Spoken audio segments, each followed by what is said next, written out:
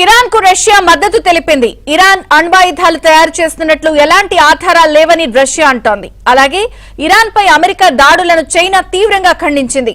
చర్చలు జరుగుతున్న సమయంలో దాడులకు దిగడం అంతర్జాతీయ చట్టాల ఉల్లంఘనేనని డ్రాగన్ కంట్రీ ఫైర్ అయింది. శాంతియుత అణుశక్తి వినియోగం ఇరాన్ చట్టబద్ద హక్కు అని పేర్కొంటూ ఈ సమస్యకు కేవలం రాజకీయ దౌత్య మార్గాల్లోనే పరిష్కారం సాధ్యమని చైనా స్పష్టం చేసింది. అణు కార్యక్రమంపై తక్షణమే చర్చలు పునః ప్రారంభించాలని డిమాండ్ చేసింది.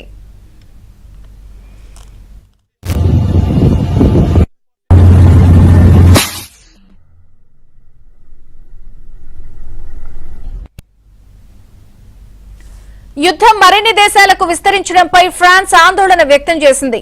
యుద్ధ ప్రభావిత ప్రాంతాల్లో ఉన్న 4 లక్షల మంది ఫ్రెంచ్ పౌరుల భద్రత తమకు కీలకమని పేర్కొంది. అవసరమైతే తమ భాగస్వామ్య దేశాలను రక్షించేందుకు సిద్దమని ప్రకటించింది. ఈ పోరు వల్ల అంతర్జాతీయంగా ఏర్పడే పరిణామాలను ఫ్రాన్స్ నిశితంగా గమనిస్తున్నట్లు వెల్లడించింది.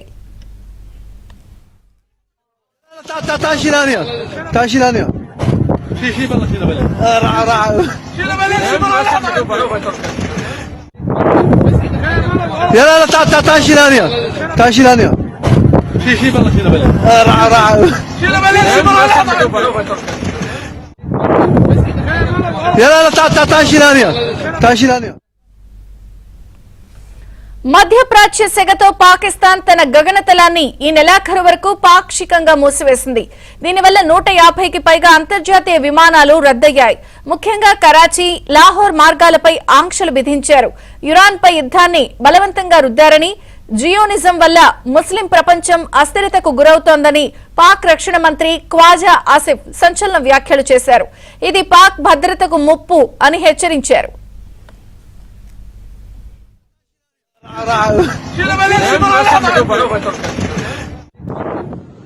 अल्लाहू अकबर। शमशेर भाई इधर आ जाओ इस साइड में आ जाओ।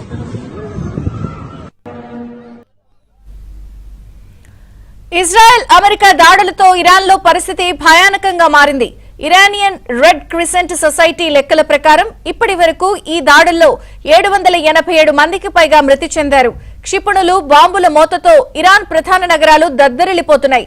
ఇప్పటికే 153 నగరాలు ప్రభావితమైనట్లు తెలుస్తోంది. మానవతా సంక్షోభం తలెత్తకుండా శిథిలాల తొలగింపు, గాయపడిన వారికి వైద్య సేవలు అందిస్తున్నారు. शमशेर भाई और भी एक है। अल्लाहू अकबर, अल्लाहू अकबर, अल्लाहू अकबर, अल्लाहू अकबर, अल्लाहू अकबर, अल्लाहू अकबर, अल्लाहू अकबर। शमशेर भाई इधर आ जाओ इस साइड में आ जाओ। దక్షిణ లెబనాన్ లో ఇజ్రాయెల్ గ్రౌండ్ ఆపరేషన్స్ మొదలుపెట్టింది.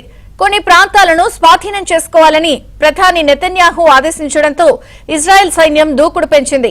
మరోవైపు హిజ్బుల్ తీవ్రవాదుల వేటలో ఇజ్రాయెల్ కు సహకరిస్తూనే భద్రతా కారణాల దృష్ట్యా లెబనాన్ సైన్యం సరిహద్దుల నుంచి వెనక్కి తగ్గింది. తన స్థావరాలను ఖాళీ చేసి సురక్షిత ప్రాంతాలకు మళ్లింది.